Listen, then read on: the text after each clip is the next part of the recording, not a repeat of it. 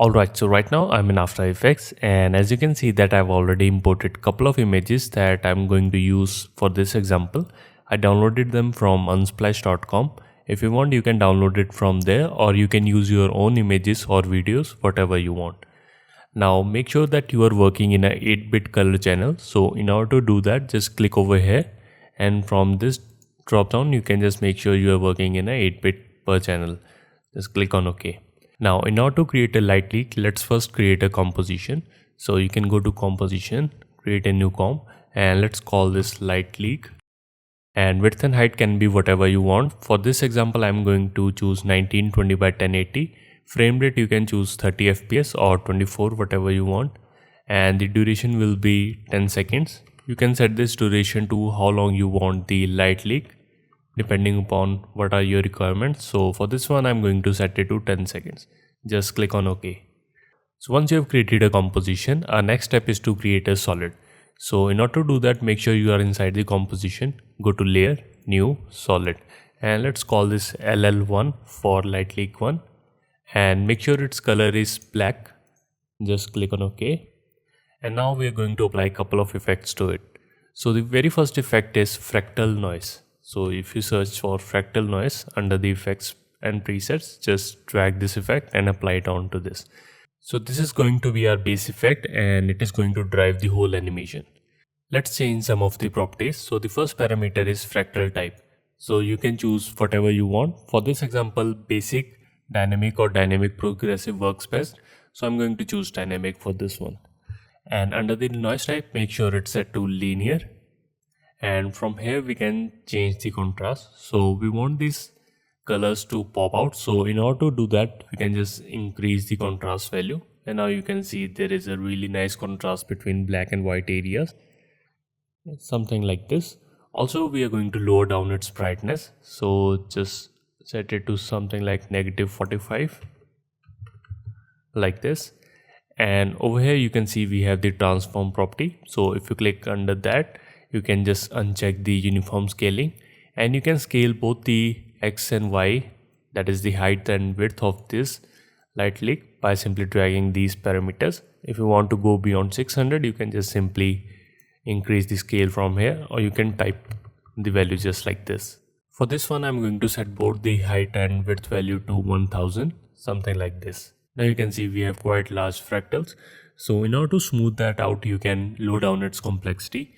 So right now it's set to 6. So the ideal value for this example is something between 1 and 2. So if you want to have little bit of noise, you can just set it to 2. But for this one, we are going to set it to 1. So you can see we have this sort of look. And in order to animate it, you can use the evolution property. So if I just move it, you can see that now our fractal is animating. So we can probably add a keyframe to animate this, but the better way will be to animate it using expression. So in order to do that, I'm going to set both the values to 0.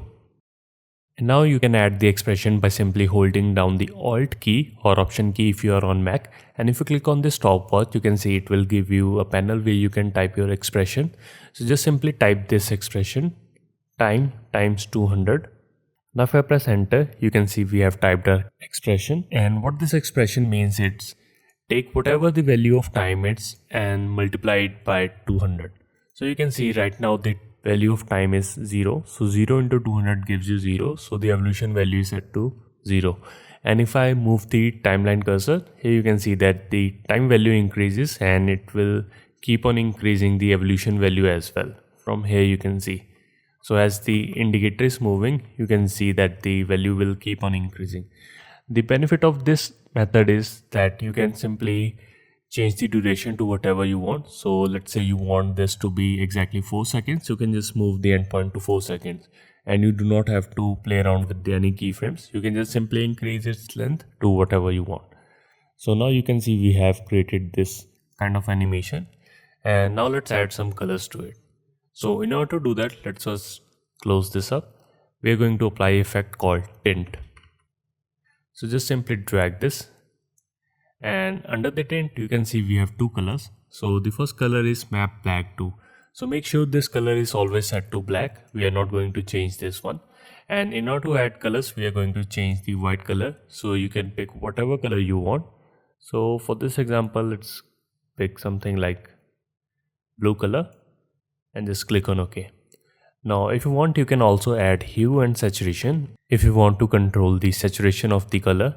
So from here you can see we have the master saturation property, and you can just simply lower down or increase its value depending upon how bright you want the colors to be. So now we are done with the animation. So if I play it, you can see we have this kind of look, and now let's preview it how it's looking. In order to do that, we are going to create another composition, and let's call this preview, and all the things will remain same. And I'm going to quickly drop one of the images to this composition just like this, and you can see that it's quite large, so I can click it and just scale it down by pressing S, something like this. So now let's quickly drag our light leak into this comp just like this. So now you can see that we have the light leak, but it is not visible. So in order to do that, you can just simply play around with these modes, and you can set it to screen. And if you're not able to see the mode option, you can just simply click on this icon, or you can press F4 on your keyboard just like this. And under the mode, just set it to screen. And now if I play back, here you can see we have added some really nice light leaks to our footage. And if you want, you can play around with the opacity, and if you want this to be really subtle, so you can just lower down its value to something like 60 or 50. And if you want to change color, you can go into the light leak composition, and from here you can just quickly pick whatever color you want, and here you can see you have changed your color. Also, if you want, you can change the brightness. So if you go over here, you can lower down its brightness if you want less light leaks. So if I go back here, you can see we have really subtle light leaks over here, and this is how you can create single color light leaks.